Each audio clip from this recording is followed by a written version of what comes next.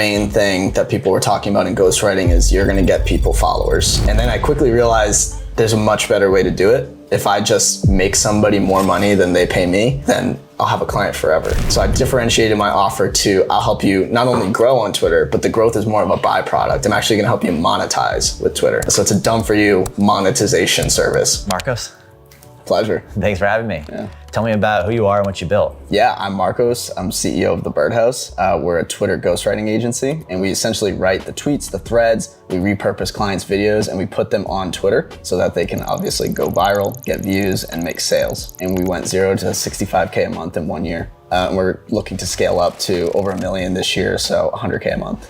Explain to me what the hell is ghostwriting? Yeah, when I discovered ghostwriting through Twitter, I basically just realized that founders, CEOs, business owners, even influencers, a lot of these guys have ghostwriters on the internet because they just don't have time to do it. So we go and help people outsource that. And what I ultimately landed on was coaches, consultants, and education companies, because these are the people that can actually help monetize faster. We'll go and repurpose viral clips and viral videos, or even full videos and full podcasts. We have long form posts, which is a new thing. We have articles, replies. You can do spaces, you can help set up spaces. There's really so much that goes into it now. And certain niches have different formats of content that are gonna perform the best. So depending on the client, we're gonna put out a majority of those different kinds of content: threads, posts, long forms, articles, etc. And eventually I landed my first 3K a month client, which was a big deal for me. And that was a coach, and we crushed it for him. This was the first time I really crushed it for someone, viral every week. And not only that, what I realized is it drove sales. And I was like, okay, he's paying me 3K a month, and this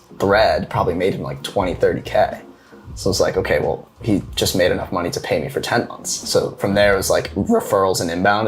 I just focused on getting my clients good results. So the referrals would come in. My audience was building at the time. I think at the time I was going 3K, 5K followers. I think I had 10K followers after like 8 months in business. And then from there, it's just been compounding ever since. Yeah, so this is what I was doing. And this is also what I actually have clients do, or their teams. It's cold, warm, and hot. Like I said, I was sending 100 to 200 cold DMs a day. So that's number one. And that's really just saying, hey, giving them a compliment based on checking out their profile, giving them your offer, and then saying, hey, if you're interested, let me know. If not, you're good, don't even answer. You don't want to be kind of too pushy.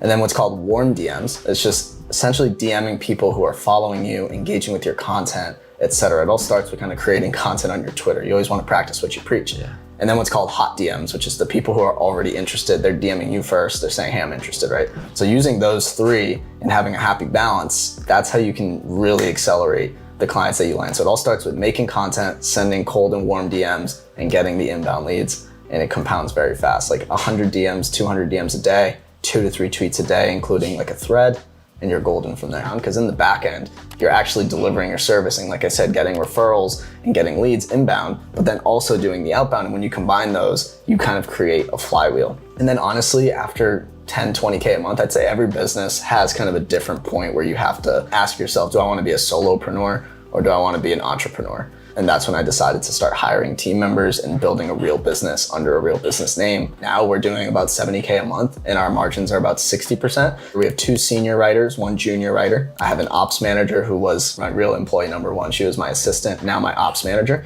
And then I have a sales representative as well. So a team of 5, 6 if you include me. All right, let's talk about tools. What tools do you use to run this business? Yeah, so I use all the basic stuff, obviously, Google Docs, Google Sheets, but further than that, I use Canva for design. We use Twitter, of course. We use Hemingway, is a really great app that'll actually help you with your writing. It'll show you which level grade you're writing at and help you dumb it down and make it simpler. We use a tool called Hypefury to go and schedule all of the tweets, and we can schedule them there for clients. And you can actually have client account access without actually being in the client's account.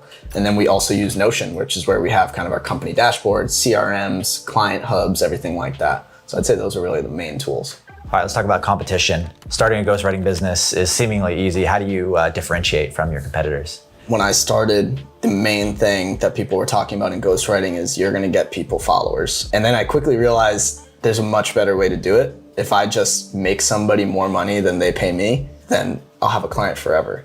So I differentiated my offer to, I'll help you not only grow on Twitter, but the growth is more of a byproduct. I'm actually gonna help you monetize with Twitter. Yeah. So it's a done for you monetization service. If you just learn business principles and then you learn writing, you can kind of offer that to anybody. Yeah.